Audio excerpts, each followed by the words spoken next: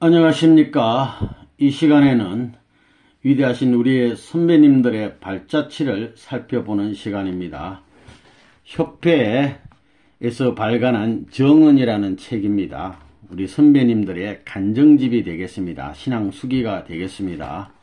1권에 1번째 나오는 오늘 살펴볼 분은 강순애 순회사님 되겠습니다.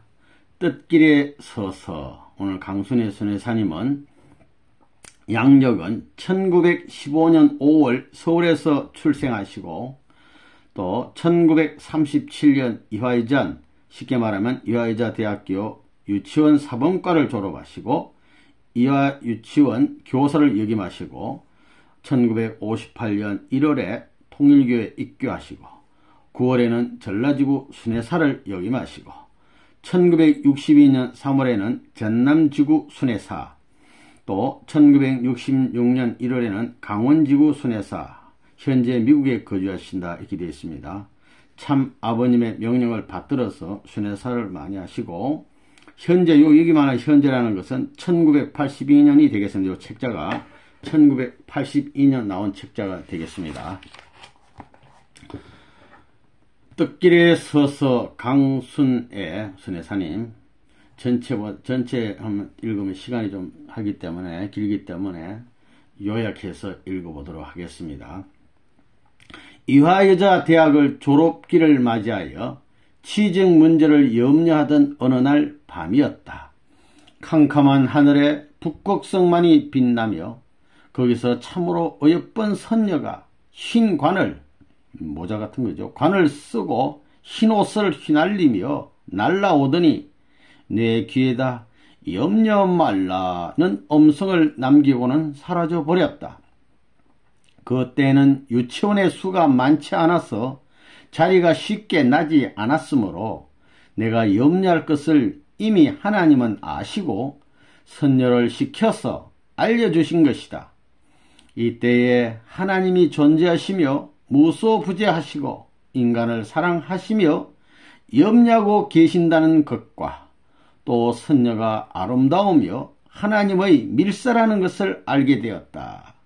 여기서 말하는 선녀는 천사라고 생각이 되어집니다.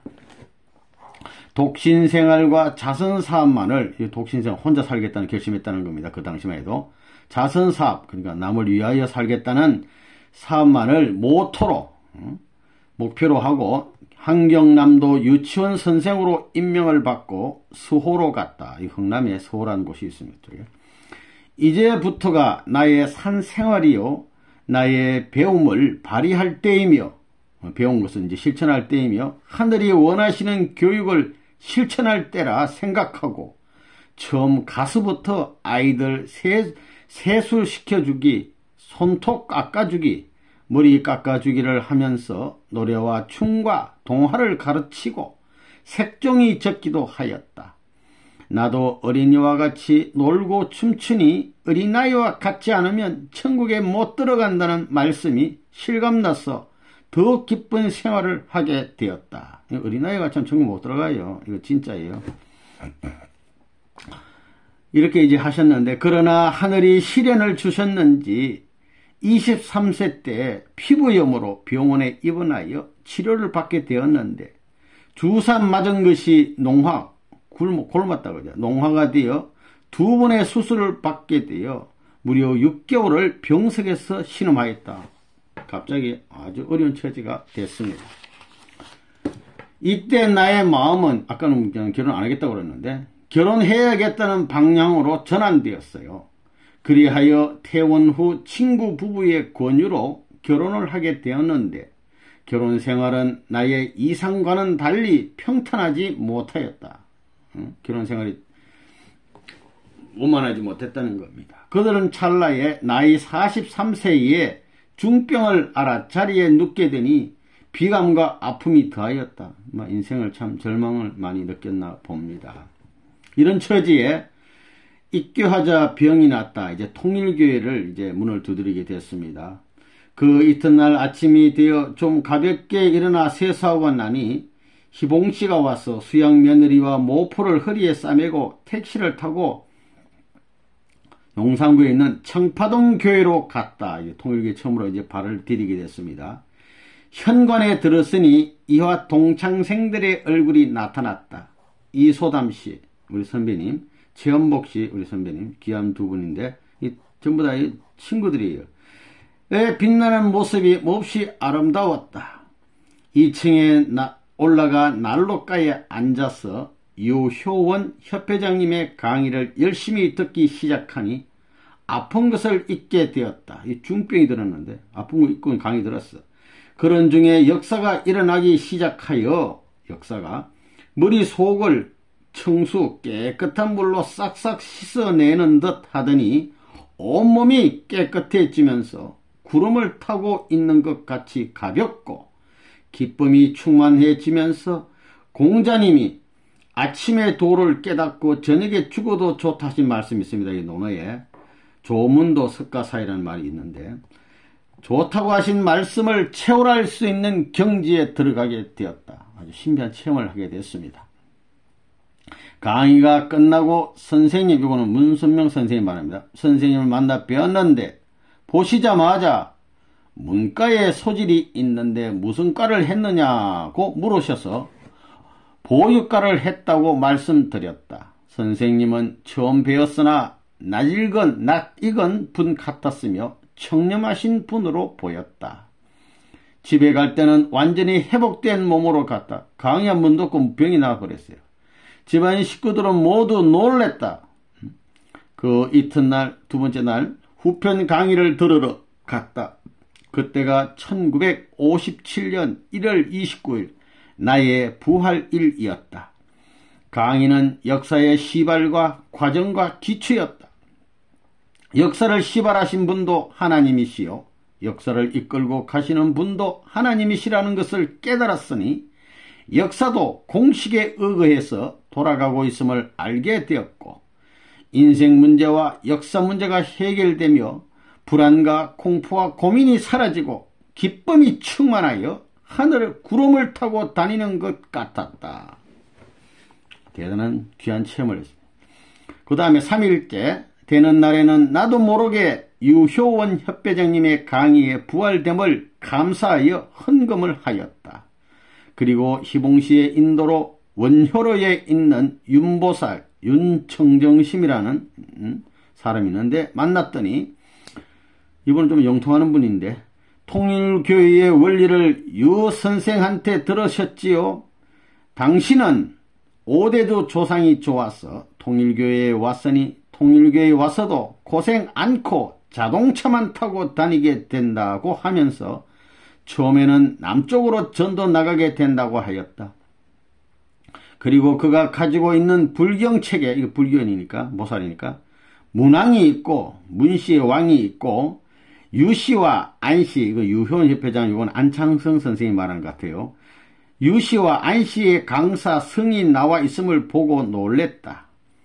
그리하여 43세까지는, 이때가 이제 강의된 때가 43세입니다. 43세까지는 사바세계 세상에서 나의 행복만을 위해서 살았지만 지금부터는 하늘과 뜻을 위해서 남은 여생을 보내기로 결심하고 매일의 생활을 교회에서 하라는 대로 하였다. 그런 가운데 선생님은 매일같이 몽시해 보았다. 선생님의 주인은 항상 금색의 광채가 나고 있었으며 금관을 쓰시고 흰 옷을 입고 나타나셨다. 우리 아버님 이런 분이에요. 어떤 때는 하나님이시라고 나타나셨는데 선생님이었다. 하나님 보니까 선생님이었다고요. 그러므로 의심할래야 의심할 여지가 없었다. 내가 입교한 지 2개월이 지난 후 어떤 식구가 선생님이 재림 주님이시다라고 하여서 2일간의 밤늦게 기도하여 해답을 얻었다. 다음날 꿈에는 국회의사당 강당 앞에 선생님이 서 계시고 옆에는 조그만 사람이 서 있었다. 이게 전부 꿈 얘기예요. 나는 의석에 앉아 있었는데, 의원석에 앉아 있었는데 내 좌우편에는 전 법무부 장관 부인과 김원규 전 교육감 부인이 나보다 납작하게 앉아 있었다. 그런데 선생님 옆에 있던 조그만 사람이 선생님을 지적하면서 이분이 바로 생명나무이십니다. 이분이 바로 생명나무이십니다 하고 강조하였다. 그리하여 우리는 생명나무 찾는 노름이니까 의심할 여지가 없었다. 또 어느 행사일에는 모두 인왕산에 올라가기로 했는데 가끔 아버님이 식구들 들고 인왕산 가셨어요. 나는 좀 늦어서 늦게 도착해서 길을 몰라 못 가고 딴 사람들은 아버님 모시고 인왕산 갔는데 이분은 늦게 와가지고 본부에서 낮잠을 잤었다. 저녁 늦게야 돌아오신 선생님께서는 교회에서 낮잠 잤지 하시셔 또 놀랐다. 선생님은 육안으로는 못 보셨을 것이니 영안으로 보실 수밖에 없었을 것이다. 또 내가 몽시 본 날은 그 내용을 미리 아시고 물으시는 데는 깜짝 놀라지 않을 수 없었다. 떨어져 있어도 내 거처를 다 알고 내가 꿈꾼 것도 아버님 미리 알고 계시고 이런 분이었단 말입니다. 어느 날 주일 예배 시간에 선생님께서 하나님의 심정이라는 제목으로 말씀하셨는데 나도 모르게 하나님의 쓰라리시고 안타까웠던 심정을 느끼게 됐다. 척추신경에 전기가 통한 듯 내가 놀랄 정도로 찌르르 하는 것을 느끼고 나자 흐느낌이 나오는데 가슴 속에 불이 타는 듯이 후끈후끈하고 더워지는 것을 느꼈다.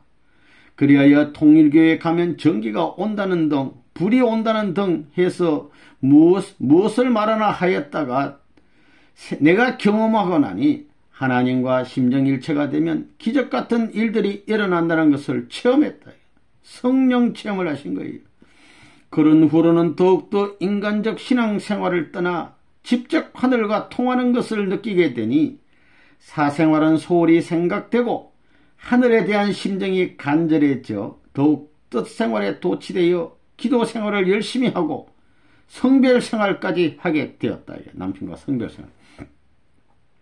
어느 날 몽시에 연계에 있는 대궐 앞에 가서 대궐 안을 들였다 보니 선생님께서 금색관을 쓰시고 녹색 간복을 입고 앉아 계셨고 선생님 뒤에는 채색 간복을 입은 사람이 앉아 있었다. 시녀는 옥색 옷을 입고 있었다. 내가 저 대궐 안에 좀 들어가게 해달라고 말하니 그 시녀 말이 다시 가서 성별하고 오라고 하여서 들어가지 못하고 온 일이 있었다. 이런 몽시를 꿨어요.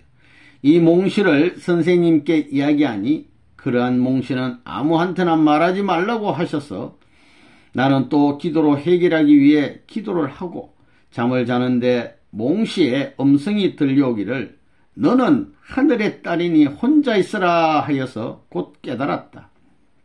그 후 나는 독방 생활을 시작하기 위하여 남편한테 100일 기도를 하겠다고 하여 양해를 구했다. 100일 성별 생활을 하겠다는 거죠. 그러나 얄궂게도 우리 교회를 비판하는 잡지가 나오자 반대하며 방해하기 시작하였다. 그래서 그렇지 않다는 것을 보여주기 위하여 부부 생활을 하였다. 그런데 며칠 안 되어 노상에서 넘어져 왼손을 쓰지 못하게 되었다. 수개월간 전기 치료를 받아도 낫지 않아서 고통을 받던 중 우리 식구 침술가에게 침을 2번 맞고 완치되었다.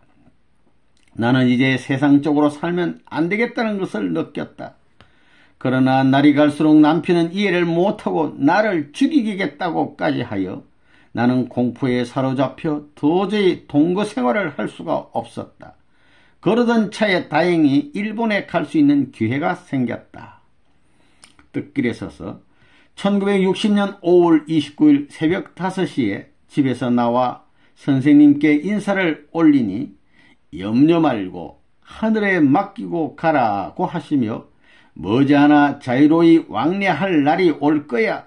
가면 가족부터 전도하고 4개소에 먼저 개척교회를 세우고 1년 전에 밀양에 간 최봉천 선교사도 잘 도와주라고 하셨다. 내가 일본에 갈 수 있는 것은 친척과 장남이 있기 때문이다. 일본에 있다는 겁니다. 이것은 하늘이 미리 준비해 놓으신 것이라고 생각되었다. 이렇게 해서 일본을 가게 되었습니다. 동경에 가서는 아파트를 마련하여 최봉천 선교사님을 모시고 처녀 식구 2명과 함께 생활하였다. 식구들은 날마다 늘어났다. 최 선교사님은 이제까지 원리가 한국산이라는 것을 얘기 못하고 있다가 어느 기회에 터놓고 말하니 진리는 아무 곳에서 와도 좋다. 생명을 걸고 나가겠다고 식구들이 합심함으로 백배임을 얻었다고 한다. 원리 말씀을 일본에 갔어도 일본 사람한테 이게 한국에서 난 원리라고 말을 못하고 처음에는 전했다는 겁니다. 그러나 나중에는 밝혔다는 거죠. 그래도 환영을 받았다 이런 얘기입니다. 나는 그동안 게시받은 내용을 서면으로 원리책과 함께 일본 천황에게 보냈고 동경, 경도, 대판, 명고, 나고야죠 등 4개소의 개척을 나가도록 협조했다. 아버님이 4개소의 개척교회 하라 했으니까 하고, 그리고 원리책 300권을 만들어 놓고 나니 체류 기간이 연장되지 않아 귀국하게 되었다. 아주 훌륭한 일을 하신 거예요. 전도사로 순회사로 나는 그의 하계 전도 기간에 전북 7개 군과 전남 순회의 명을 받고 처음으로 지방에 나가게 되었다.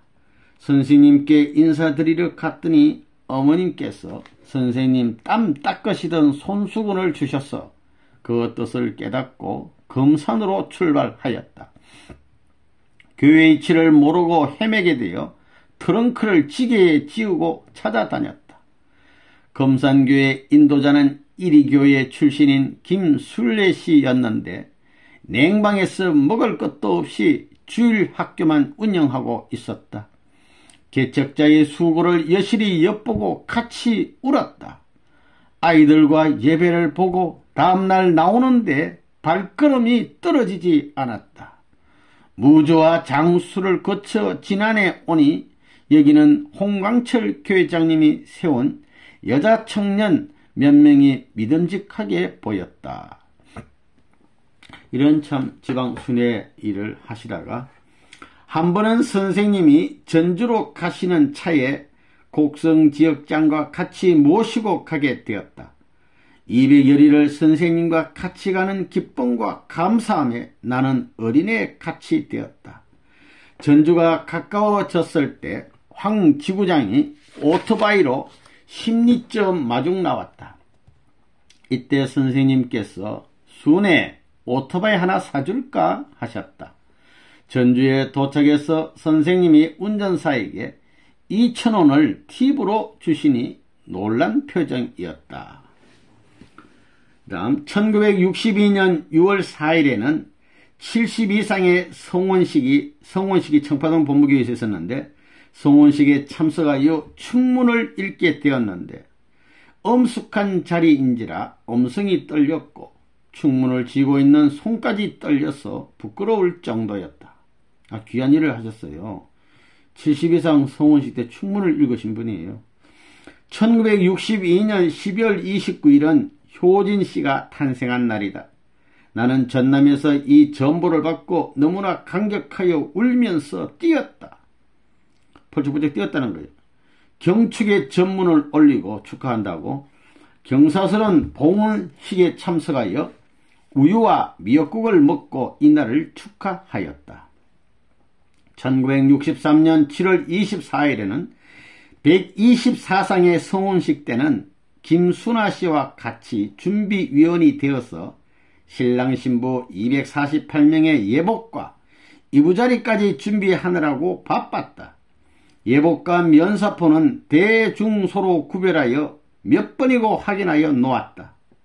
그런데 성혼식 2시간 전에 한 신부가 면사포가 없다고 한다. 이제 식장에서 선생님이 직접 연습을 시키시는 시간이 있다고 왔다. 이제 아버님 예행선수 하는 판인데 나는 아찔하면서도 허둥지둥 이곳저곳을 다녀보았으나 구할 수가 없었다. 급한 김에 종이라도 사서 만들려고 하는데 옆에 옥색 저고리가 보였다. 그것을 얻어서 저고리 소매를 잘라가지고 기장을 입고 뒤에 리본은 다른 신부의 한쪽을 떼서 붙여가지고 간신히 시간 전에 입혀놓았다. 그때 순간은 40일간 수고한 보람이 온데간데였고 미칠 것만 같았다. 옷이 없었던 신부는 미장원에 다녀오는 개인 행동을 했기 때문에 사고가 난 것이다. 이런 사람 꼭 하나 있어요. 아주 고생을 많이 했습니다. 대구 시내의 집중적인 부흥회가 끝나고 대구에 머물라는 명을 받아서 남게 되었다. 여기에 강서로 곽정환 씨, 장권사님, 그리고 공원 노방전도사로 정찬복 씨가 남았다. 나는 매일 경북대학, 대구대학, 청구대학을 돌아다니면서 전도했는데 정한웅 군을 학교 정문 가까운 곳에 방을 얻게 해놓고 학생들을 그곳으로 매일 데리고 가서 곽정환 강서의 강의를 듣게 하였다. 때로는 교내에서 학생들이 얘기해 달라고 하면 교실에 들어가서도 대화했다. 부흥회를 마친 후 대학생 식구 30여 명으로 창근회를 조직하였다. 나는 이 창근회를 염려하고 완전히 세우기 위하여 3일 금식을 하였는데 금식을 끝내고 먹은 미역국에 체해서 몹시 고통을 받았는데 그 무렵 선생님이 오셔서 놀라시고는 병원에 가게 해주셨고 곰탕 사 먹으라고 이요한 목사님께 돈을 주면서 안 사 먹을까봐 표를 사놓고 주라고까지 말씀하셨다. 아버님의 사랑을 받았어요. 우리들이 죽을 먹는 것을 본 김명화라는 학생은 자기 집에서 정심을 많이 싸가지고 와서는 매일 나에게 주고 가곤 했다. 이런 귀한 분도 있어요. 1965년 1월 29일에 선생님은 제1차 세계순회 노정을 출발하였다. 나는 선생님이 안 계시는 기간에 약을 복용하고 좀 휴양을 하려고 했었는데 이기석 강원지구장 부인인 지생년 씨로부터 이분은 36가정 자기 지구에서 전도해 놓은 장년들을 완전한 식구로 만들어주기를 바라는 요청을 받고 춘천으로 갔다. 교회는 좋은 장소에 마련된 큰 건물이었다. 그러나 이 교회를 마련하기까지 지구장인 이기석 씨가 밀기호를 몇 개월간이나 먹고 피를 토하며 여자고등학교에서 간이식당을 운영하면서 마련했다는 것이다. 그래서인지 성전에 들어가 앉으면 은혜가 막 내렸다. 나는 매일 전도된 사람들을 만나서 말씀을 전하고 토론을 했다. 나와 생년씨 그리고 최정순씨 이렇게 셋이 하나 되어서 강원도 복귀를 위하여 하늘 앞에 간구하였다. 그리하여 정심은 최정순씨 댁에서 하고 두 끼는 보리쌀 한 대씩 사다가 김치와 고추장 하나만 놓고 먹어가면서 활동하였다. 우리도 어려웠지만 지구장 생활에 궁핍은 말할 수 없었다. 지생영씨는 임신 중인데도 건강히 식당 경영과 교회 생활을 하였다. 하루는 전국순회 강연을 들은 바 있는 강원도지사를 최정순씨와 함께 방문하였다. 너무 바쁜 분이어서 3분간만 면회 허락을 받고 우리의 강의를 도청 직원 일동에게 듣게 해달라고 하면서 뜻의 중요성을 말하고 강하게 요청했더니 선뜻 허락해줘서 너무나 기뻤다. 전국순회 부흥회 때 나는 정수원 씨와 안형관 씨를 따라다녔다. 제일 힘들었던 것이 강원도 정선군에 갔을 때였다. 겨울에 비행기제, 고개가 있어요. 비행기제를 넘는다는 것은 참으로 위험한 일이었다. 그래도 나는 무난히 넘어다녔다. 노란 옥수수 밥을 먹고 열심으로 활동하는 식구들의 노력에는 하늘이 함께 하시지 않을 수 없는 상황이었다. 여기서 믿음의 아들 박원근 씨를 전도했다. 어렵게 순회를 마치고 본부교회에서 약을 먹고 정량하려는데 지생년 씨가 또 와서 강원지구로 가게 되었다. 우리는 최정순 씨와 함께 강원도지사를 면회하여 도청 직원들의 강령 청강의 허락을 받고 또 최창림 씨를 초청하여 강연을 하였다. 강연은 크게 호평을 받게 되어서 춘천시 직원들에게까지 확대되었다. 이렇게 열심히 활동을 하셨습니다. 1965년 10월 10일은 선생님께서 귀국하신 날이다. 1천여 명이 넘는 식구들이 운집하여 환영하였다. 귀국하신 후 곧이어 전국 순회 노정에 오르시어 세계 40개국의 성지를 택정하시고 흙과 돌을 가져오신 것을 한국과 연결시키는 행사를 하게 되었는데 첫 코스가 강원도였다. 춘천지구에서는 이미 선생님을 모시기 위하여 큰 방을 마련하였고 비품을 각 지역에 분담하여 훌륭히 꾸며 놓았었다. 선생님께서 오셔서 도청 뒷산에 자리 잡은 성지에 오르시어 말씀과 축도를 해주셨다. 선생님께서 떠나시는 날에 지생년씨가 선생님의 필적을 받기 위하여 준비하고 있다가 간청을 하니 쾌히 승낙하시고 최정순씨와 그 따님 지생년씨와 박봉혜씨 따님에게 각각 희호를 써주시고 나에게는 단지 한자, 글자 딱 한자, 정성성자 딱 한자만 써주셨는데 그 뜻이 더욱 깊었다. 귀한 자. 나의 몸은 회복되지 않아서 본부교회에 머물러 있다가 선생님께 허락을 얻어 대전 이상헌 내과 병원으로 갔다. 이 귀한 어른 아닙니까? 그곳에서 약 보름 동안 치료받다가 이속장 댁에 머물면서 쉬기로 하고 한약을 복용하던 중 선생님께서 지방순회차 대전에 오셨을 때 나는 자유로이 이 길을 가게 해달라고 애원하였다. 조금 쉬겠다는 얘기인데 그러나 선생님께서는 심각한 표정을 지으시면서 거절했습니다. 이때의 선생님의 표정은 정말 배울 수 없을 조차 없었다. 그리하여 더 말씀을 못 드리고 있으니 더 쉬라고 하셨다. 더슬에서도 고생하라 이거예요. 또 한 번 선생님께서 대전에 오셔서는 내가 치통으로 고통받는 것을 보시고는 나이가 들어감으로 널널하고 그런다고 하시면서 안쓰러워하시는 모습을 볼 때 어버이의 심정을 체울하였다. 이어서 윗 이빨을 빼고 의치로 했더니 더 새로워져서 아름다워 보였다. 세상 나이로 아버님보다 5살 위 되시니까 할머니죠. 선생님 주위에서 생활하다. 1966년 9월 초순에 나는 수택리 공장으로 올라왔다. 총 개머리를 닦는 일을 도와주다가 선생님 식당에서 일하는 덕자씨를 따라 장자못으로 선생님 정심을 가져갔다.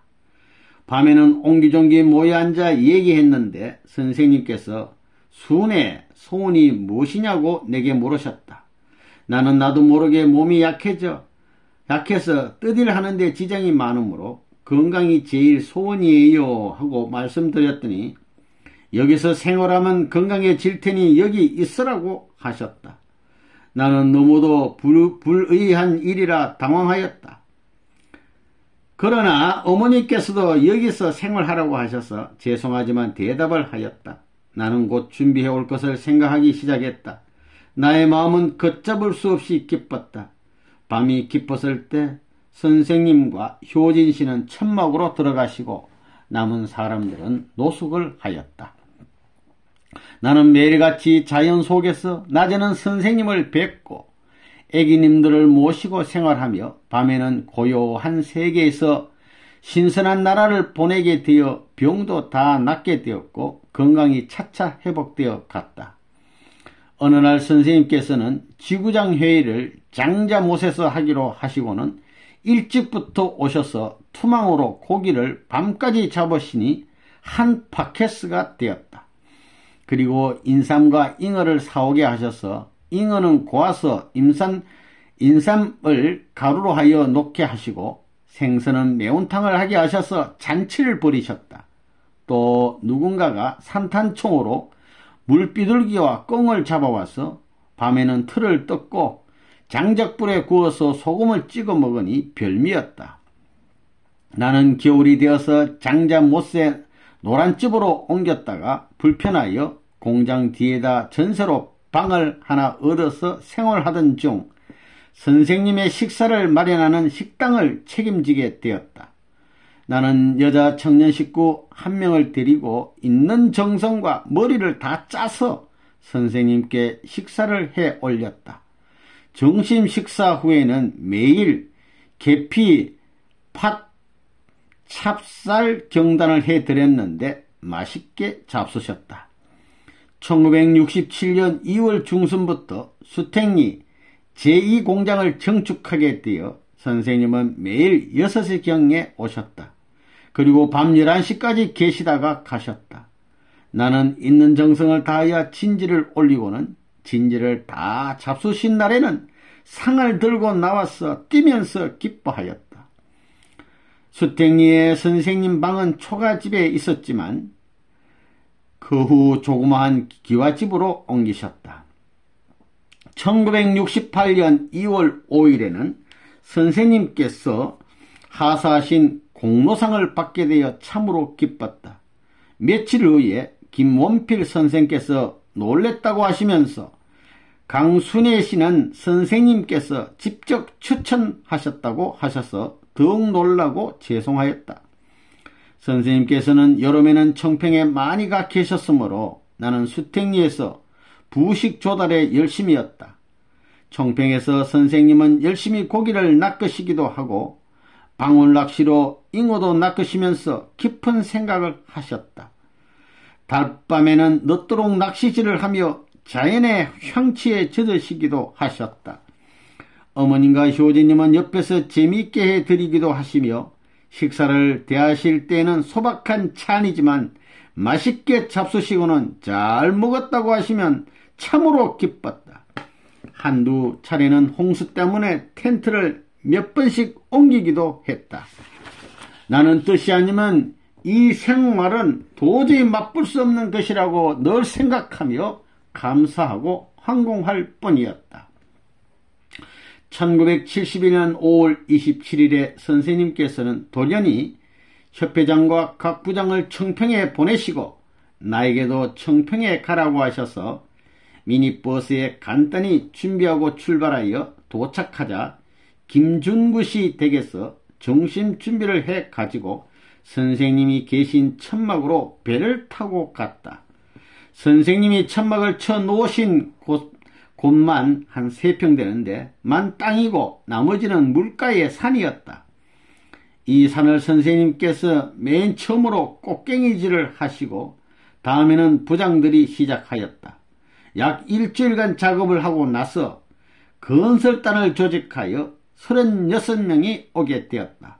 선생님께서는 완공할 때까지 감독하시며 지휘하셨고 힘을 주시며 때로는 다가를 베푸시면서 일을 시키셨고 어머님께서도 맛있는 과일과 고기를 자주 사주셔서 모두 힘을 내서 일을 한 결과 15일 만에 대지를 만들고 8일 후에는 비를 맞아가며 건물을 완공하였다. 그 후 첫 집회로 1971년 9월 12일에 하계 목사 수행회를 베푸셨다. 청평은 공기 좋고 물과 산이 좋은 데다 음식도 극진히 대접하니 모두 기뻐하면서 새 말씀을 들으니 영육 아울러 충만한 은사를 받고 돌아갔다. 나는 이 뜻이 아니었다면 어지러운 사바 세계를 헤치고 넘넘이 나갈 수가 없었을 것이며 어지러운 세계의 운세를 헤아릴 수 없었을 것이다. 생각하면 생각할수록 천지 운세는 하늘편으로 돌아나가며 역사의 방향성을 알게 되니 마음의 안정감을 가질 수 있었다. 이 같은 모든 점을 생각할 때마다 이 큰 은사를 어떻게 보답할까 하는 생각뿐이다. 이 뜻이 정령코 이루어질 것을 믿으며 기꺼이 나아가는 바이다. 감사합니다. 이상 마치겠습니다.